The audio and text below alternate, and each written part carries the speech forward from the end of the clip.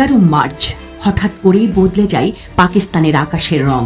শঙ্কার মেঘ ঘনীভূত হয়, সব চোখ বেলুচিস্তানে একটা ট্রেনে। কি ঘটছে এই জাফর এক্সপ্রেসে? ট্রেনটি বেলুচিস্তানের রাজধানী কোয়েটা থেকে উত্তরের পেশোয়ারে যাচ্ছিল, আর তাতে ছিলেন বেশ কিছু সেনা কর্মকর্তা ও পুলিশ সদস্য। কি করছে সেখানে বেলুচিস্তান লিবারেশন আর্মি? তারা কি পুরো ট্রেনের যাত্রীকেই জিম্মি করেছে, নাকি কেবল সরকারি কর্মীদের? টানাপোড়েনের পর পাকিস্তান সেনাবাহিনী অভিযান চালিয়ে এই জিম্মি নাটকের অবসান ঘটায়। তবে জিম্মি নাটকের অবসান হলেও ঘটনা শেষ হয়নি। বেলুচিস্তানে সেই পুরনো সুরও এখনো হয়নি ম্লান। বেলুচিস্তান মূলত স্বাধীনতা চায়, তারা পাকিস্তানের সঙ্গে থাকতে চায় না সেই বহুকাল ধরেই। আর বেলুচিস্তান হাতছাড়া হলে বড় বিপদে পড়বে পাকিস্তান, কারণ এটাই পাকিস্তানের বড় অংশ। দেশটির প্রায় 43% জুড়েই বেলুচ ভূখণ্ড। ট্রেন জিম্মি করার পর বেলুচিস্তান লিবারেশন গণমাধ্যমে পাঠানো এক বিবৃতিতে জানায়, এটি পাকিস্তানের দীর্ঘদিনের ঔপনিবেশিক দখলদারিত্ব এবং বেলুচ জনগণের বিরুদ্ধে চালানো যুদ্ধাপরাধের প্রতিশোধ।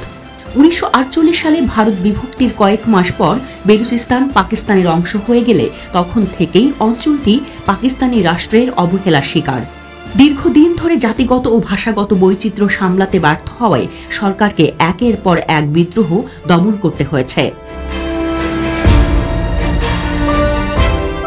তবে এবার পরপর হামলার ঘটনা সত্ত্বেও বালুচ বিদ্রোহীদের দমন করতে আপাতত বড় মাপের সেনা অভিযানের পথে হাঁটবে না পাকিস্তানের প্রধানমন্ত্রী শাহবাজ শরীফের সরকার। সোমবার একথা জানিয়েছেন শরীফের রাজনৈতিক ও জনসংযোগ বিষয়ক মুখ্য উপদেষ্টা রানা সানাউল্লাহ।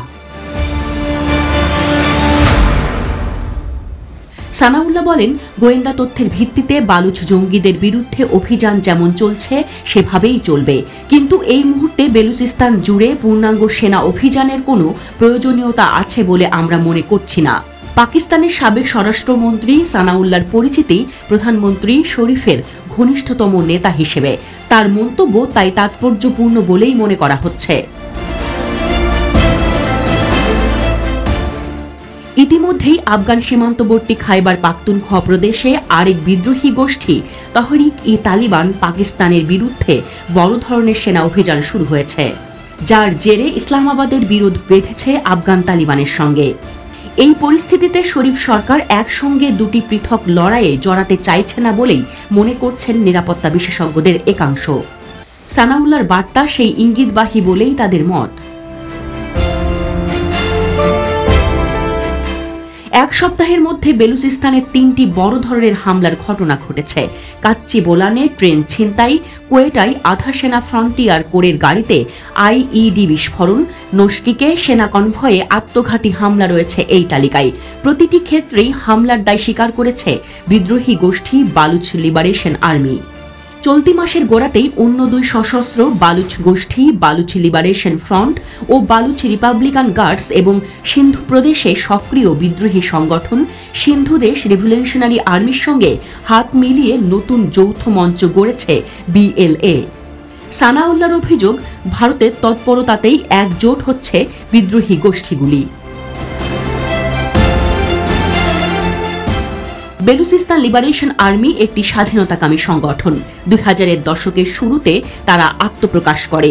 পাকিস্তান সরকার ও বেশ কয়েকটি পশ্চিমা দেশ একে সন্ত্রাসী সংগঠন হিসেবে চিহ্নিত করেছে। অন্যান্য তুলনামূলক নরমপন্থী বেলুচ জাতীয়তাবাদী দলের মতো বিএলএ পাকিস্তানের অংশ হিসেবে টিকে থাকতে চায় না। তারা চায় সম্পূর্ণ স্বাধীন বেলুচিস্তান। বেলুচ জনগণের অসন্তোষের মূল কারণগুলোর মধ্যে রয়েছে পাকিস্তানের কেন্দ্রীয় সরকার ও সেনাবাহিনীতে পর্যাপ্ত প্রতিনিধিত্ব না থাকা। জাতীয়তাবাদীরা অভিযোগ করে পাকিস্তান সরকার বেলুচিস্তানের কয়লা, সোনা, তামা ও গ্যাসের মতো প্রাকৃতিক সম্পদ শোষণ করছে, অথচ স্থানীয় বেলুচ জনগণ তাতে কোনো সুবিধা পাচ্ছে না।